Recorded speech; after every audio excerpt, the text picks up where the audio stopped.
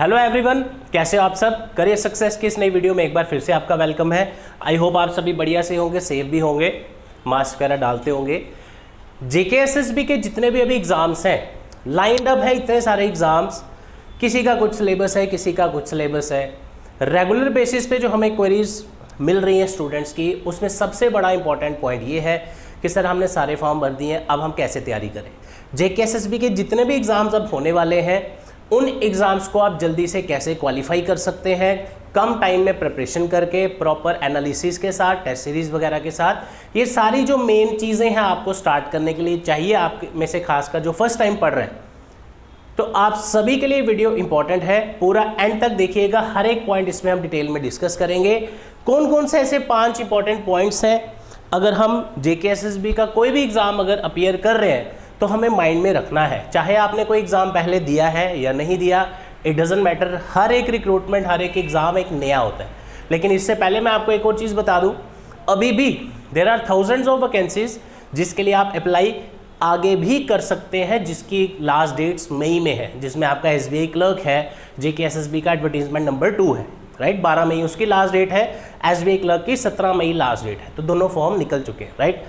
अब आते हैं अपने काम के बाद पे, वो ये है कौन से ऐसे इंपॉर्टेंट पॉइंट्स हैं अगर आप घर बैठ के एग्जाम्स की तैयारी कर रहे हो। जैसा कि आप जानते हैं अभी सभी क्लासेस, स्कूल्स, कॉलेजेस सब बंद हैं, तो एक ही चीज़ आपके पास बचती है घर बैठ के पढ़ने की, that is online classes, right. तो अब आप घर पे अगर पढ़ रहे हैं, सेल्फ स्टडी कर रहे हैं, बुक से पढ़ रहे हैं, जरूरी नहीं कि आप ऑनलाइन क्लासेस से पढ़ते हो, इट डजेंट मैटर, आप सेल्फ स्टडी भी कर सकते हो। ये जो 5 इंपॉर्टेंट पॉइंट्स मैंने यहाँ लिखे हैं, ये आपको हर एक को जानना ज़रूरी है, ताकि आपकी जो प्रिपरेशन आप स्टार्ट करें या आपको उसमें हेल्प कर पाए। पहला पॉइंट जो सबसे इंपॉर्टेंट है आपके लिए, वो क्या है, सिलेबस क्लैरिटी। ये बड़े स्टूडेंट्स के साथ ये प्रॉब्लम फेस होती है। जैसे खासकर मैंने ये देखा सबसे ज़्यादा बैंकिंग एग्जाम्स में, बच्चे क्या करते हैं, फॉर्म तो भर देते हैं, लेकिन सिलेबस वगैरह उनको पता नहीं होता जब उन्होंने फॉर्म भरा। ऐसे ही अभी भी अगर आप देखो, हम वीडियोस के थ्रू आपको बता ही रहे हैं ऑलरेडी, जेकेएसएसबी के बहुत सारे एग्जाम्स अभी लाइंड अप हैं। अगर मैं गिनाने भी लगूंगा तो कम से कम 50 से 60 ऐसी प्रोफाइल्स होंगी जिसके पेपर अभी होने वाले हैं, राइट। तो कहने का मतलब क्या हुआ, जिस भी रिक्रूटमेंट के लिए आप अप्लाई करेंगे इन फ्यूचर, ये वीडियो आपको आगे भी हेल्प करेगा। सबसे पहले उसका सिलेबस क्या है, उसकी पूरी क्लैरिटी आपको होनी चाहिए। गवर्नमेंट जॉब्स का जो सिलेबस होता है वो ऐसा सिलेबस नहीं होता कि जो आपने कॉलेजेस में पढ़ा हो या पहले पढ़ा हो। ये सिलेबस इस तरह का सिलेबस होता है जो आपका एक जनरल एप्टीट्यूड रहता है, और सभी जितने भी लोग अप्लाई करेंगे सभी को वही पढ़ना है। उस सिलेबस में अगर आपको लगता है कि जैसे फॉर एग्जांपल किसी स्टूडेंट का मैथ वीक है और आप एसएससी की तैयारी करने लगे, मैं एग्जांपल के लिए समझा रहा हूँ, ऐसा नहीं आप कर नहीं सकते, लेकिन उसके लिए आपको, अगर आपकी पहले ही कोई वीकनेस है, उसके लिए आपको डबल एफर्ट लगाना पड़ेगा, राइट। तो ऐसा ना हो आप एग्ज़ाम का फॉर्म लगा दें, लेकिन जब तैयारी करने की बारी आए तो आप वहाँ पर अपनी जो अप्रोच है वो लीनियंट रखें, प्रॉपर टाइम ना दें, उसमें आपको प्रॉब्लम हो जाएगी। तो सबसे पहला पॉइंट, सिलेबस की क्लैरिटी। अगर आपके सिलेबस में इंग्लिश है, अगर आपके सिलेबस में जीके है, रीजनिंग है, मैथ्स है, तो पहले दिन से, जिस दिन आपने फॉर्म भरा उसी दिन से आपकी तैयारी शुरू हो जानी चाहिए। जो मेरे को टारगेट होना चाहिए कि ये मेरे 6 सब्जेक्ट है, 8 सब्जेक्ट है जो मुझे अच्छे से पढ़ने हैं। ऐसा ना हो कि हम देखेंगे अच्छा महीने बाद, जब महीना रह जाएगा तब हम पेपर पढ़ेंगे। आजकल वैसा सिलेबस रहा ही नहीं।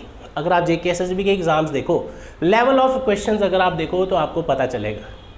करियर सक्सेस के कितने सारे स्टूडेंट्स ऐसे हैं जो ऑनलाइन पढ़ के भी, जिन्होंने भी सिलेक्शन ली है, जैसे जेके बैंक का रिजल्ट हो, आपके लिए सक्सेस स्टोरीज भी हमने डाली थी। सब इंस्पेक्टर जो लेटेस्ट रिजल्ट आया है, फाइनेंस अकाउंट असिस्टेंट। तो आज की डेट में डिटेल में सिलेबस अगर आप पढ़ते हो तो ही आपका एग्जाम क्वालिफाई होगा, क्वेश्चन कहीं से भी आ सकता है। नेक्स्ट पॉइंट है सेल्फ एनालिसिस। अब आपने सिलेबस पढ़ लिया, देख लिया जी मेरा 100 नंबर का पेपर है, जैसे जूनियर असिस्टेंट का पेपर है, 4 सेक्शन है, 80 मार्क्स है। अब सब इंस्पेक्टर में 5-6 सेक्शंस हैं, अकाउंट असिस्टेंट में से 7 सेक्शंस हैं, पटवारी की 5 सेक्शंस हैं। तो कहने का मतलब आपने सिलेबस देख लिया, ठीक है। अब आपने खुद एनालाइज करना है कि क्या मैं इस सिलेबस को अच्छे से पढ़ सकता हूँ, मेरा लेवल क्या है पढ़ने का, मैं डेली 1 घंटा पढ़ सकता हूँ, 5 घंटे पढ़ सकता हूँ, 3 घंटे पढ़ सकता हूँ। ये आपको किसी के बताने से हेल्प नहीं होगी। मैं आपको बोलूँ आप 8 घंटे पढ़ना शुरू करो, बट ऐसा नहीं है। ज़रूरी नहीं कि आप 8 घंटे पढ़ सके। ऐसे लोग भी हैं जो आप में से वर्किंग होंगे और वीडियो देख रहे होंगे, जम्मू कश्मीर के किसी भी एरिया से अगर हों, तो आपको सेल्फ एनालिसिस खुद से करना पड़ेगा। अगर आपको प्रॉब्लम आ रही है कोई कि सर तैयारी कैसे करें, हमें कॉल करिए 9419145317 पर। कौन सा एग्ज़ाम कैसे आप कर सकते हैं, अलग अलग वीडियोस हम वैसे भी लाते हैं आपके लिए ताकि आप हर एक को पहुंच पाए, ठीक है। तो सेल्फ एनालिसिस आपको एक, आप समझ लीजिए अगर आपने एनालाइज कर लिया कि हाँ मैं कर सकता हूँ, पॉजिटिव अप्रोच रखी, 50% काम आपका वैसे ही हो जाएगा। तैयारी कराना हमारा काम है, कोई टेंशन नहीं, ठीक है। सेल्फ एनालिसिस बड़ा ज़रूरी है।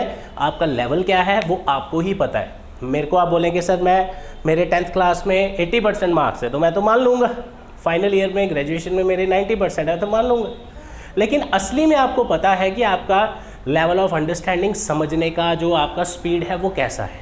तो ये सारी चीज़ें सेल्फ एनालिसिस का एक इम्पॉर्टेंट पार्ट है। आगे चलते हैं। चल मान लिया हमने सेल्फ एनालिसिस भी कर लिया, हम रेडी हैं फॉर्म भर के, अब हम बैठ गए, हमारा पेपर आने वाला है। आप एक चीज़ नोटिस करो, अभी कल SBI का फॉर्म निकला है, ठीक है, जून में पेपर है। आप इमेजिन करो 26 अप्रैल को फॉर्म निकला है और जून के फर्स्ट सेकंड वीक जब भी पेपर होगा, मतलब 40 दिन का भी टाइम नहीं है आपके पास स्टेट बैंक ऑफ इंडिया में क्लर्क बनने का, जिसमें कितने सारे स्टूडेंट्स हमारे अभी सिलेक्ट हुए हैं। वन ऑफ द स्टूडेंट सिमरन डोगरा। तो आप इमेजिन करो आज की डेट में रिक्रूटमेंट्स, खासकर मैं SBI बार बार क्यों बोल रहा हूँ, कल ही निकला है, 5000 वैकेंसीज है।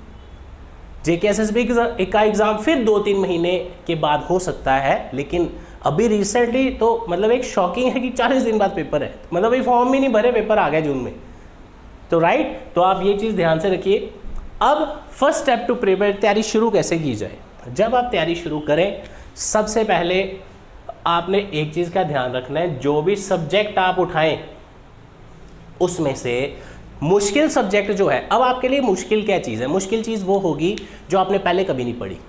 देखो इंग्लिश आपने नर्सरी, LKG, UKG के बाद पढ़ी है हर क्लास में, ठीक है, लेकिन जीके जो सेक्शन है या आप आज की डेट में जो J&K के रिलेटेड आ रही है वो आपने नहीं पढ़ा हुआ, राइट। तो आपके लिए जो मुश्किल चीज़ होगी वो होगी ऐसा सब्जेक्ट जो आपने पहले नहीं पढ़ा, और ऐसा सब्जेक्ट भी आपके सिलेबस में ज़रूर होता है जो आपने पहले, जिसका थोड़ा थोड़ा आइडिया हो, लाइक कंप्यूटर। इस बार कंप्यूटर इकलौता ऐसा सब्जेक्ट है जो हर पेपर में आ रहा है। अब बैंकिंग के पेपर में आपको इसकी सेक्शन मिलती है, RRB में आपको अकाउंट असिस्टेंट में कंप्यूटर है, आपको सब इंस्पेक्टर में कंप्यूटर है, आपको जूनियर असिस्टेंट में कंप्यूटर है, आपको पटवारी में कंप्यूटर है। तो कंप्यूटर आप छोटी क्लासेस से ही पढ़ते आए हो, दैट मीन्स उसको पढ़ने में आपको परेशानी नहीं होगी। नो डाउट सिलेबस ज़्यादा है।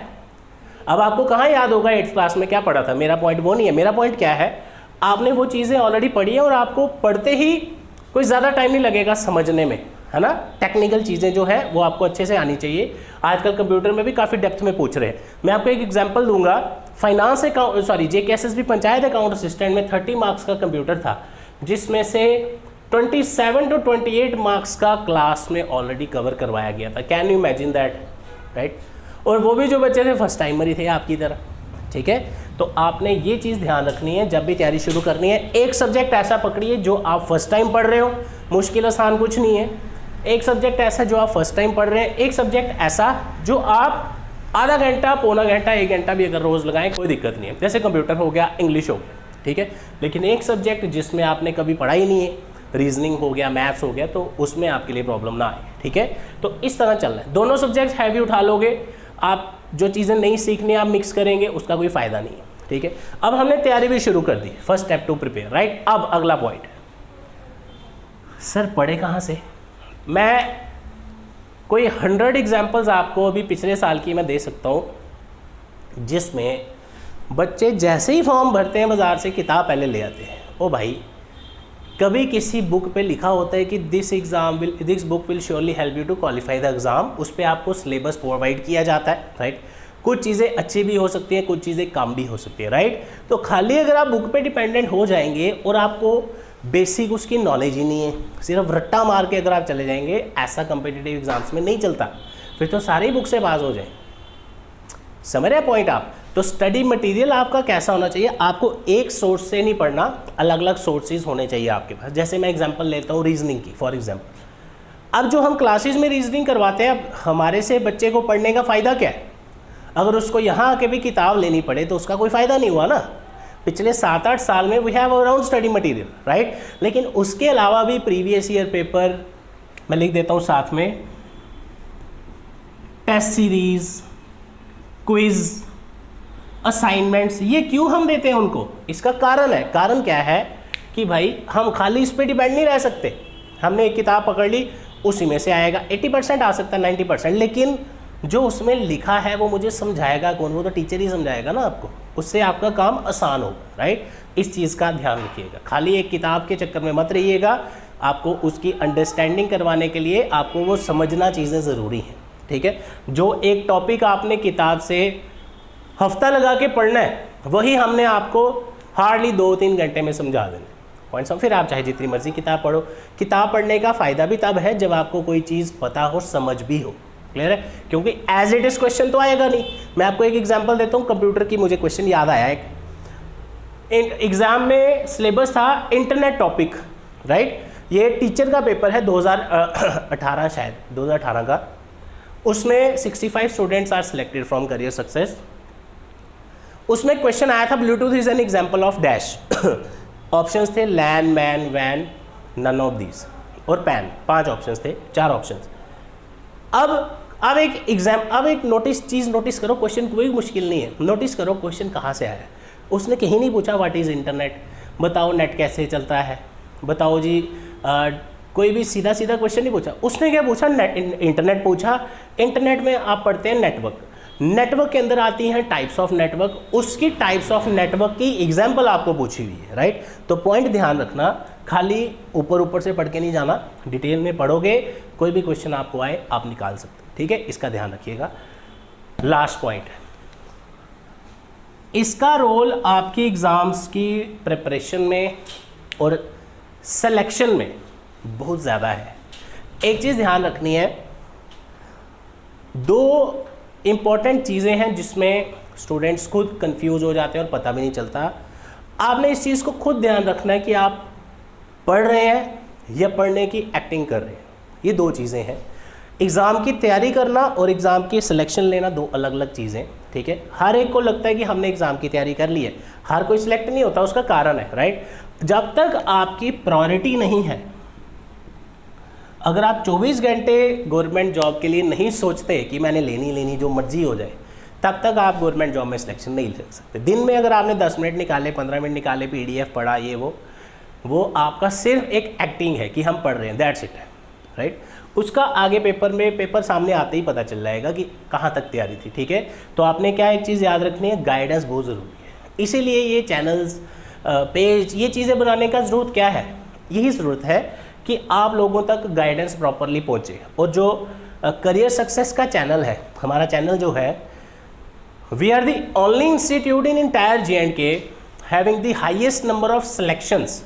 हम हर वीडियो में आपको बार सिलेक्शंस क्यों बोलते हैं? इसी से आप मोटिवेट होंगे। आप कोई भी एग्ज़ाम पूछिए, आपको मैं उसकी सिलेक्शन बताता हूँ करियर सक्सेस की। लेकिन उन बच्चों ने भी आपकी तरह ही कहीं से शुरू किया होगा, कभी सिलेबस देखा होगा, कभी सेल्फ एनालिसिस किया होगा, पहले शुरुआत की होगी। आप हमारे चैनल पे सक्सेस स्टोरी हमारे स्टूडेंट्स की देखिए जो हमसे पढ़े, आपको हर एक चीज़ क्लियर हो जाएगी, राइट? तो ये सभी चीज़ें इंपॉर्टेंट है। अगर 99% आपका हार्डवर्क है, तो गाइडेंस बेशक 1% है, लेकिन गाइडेंस के बिना काम नहीं होगा। ऐसा ना हो हम ऐसी चीज़ें पढ़ के चले जाएँ, पेपर में आना ही बंद हो गई हो। ऐसा ना हो हम ऐसी चीज़ें पढ़ के चले जाएँ, 20 में से 1 नंबर का आता हो और उसको हमने महीना लगा दिया हो, राइट? तो टाइम इज़ मनी, आपको टाइम का ध्यान रखना है। और हर एक एग्ज़ाम में लिमिटेड टाइम है और नंबर ऑफ़ क्वेश्चंस हमेशा ज़्यादा होते हैं। तो लेकिन उसको क्वालिफाई कैसे करें, ये 5 इंपॉर्टेंट पॉइंट्स आपको याद रखने हैं। ऐसी और स्टडी रिलेटेड वीडियोस और भी आती रहेंगी। तो हमारा व्हाट्सएप नंबर ऑलरेडी आप लोगों के पास है, डिस्क्रिप्शन में इसका आपको और डिटेल्स भी मिल जाएंगी। कोई भी क्वेरी हो आप डायरेक्टली व्हाट्सएप कर सकते हैं हमारे इस नंबर पे 9419145317। Thank you so much, all the best.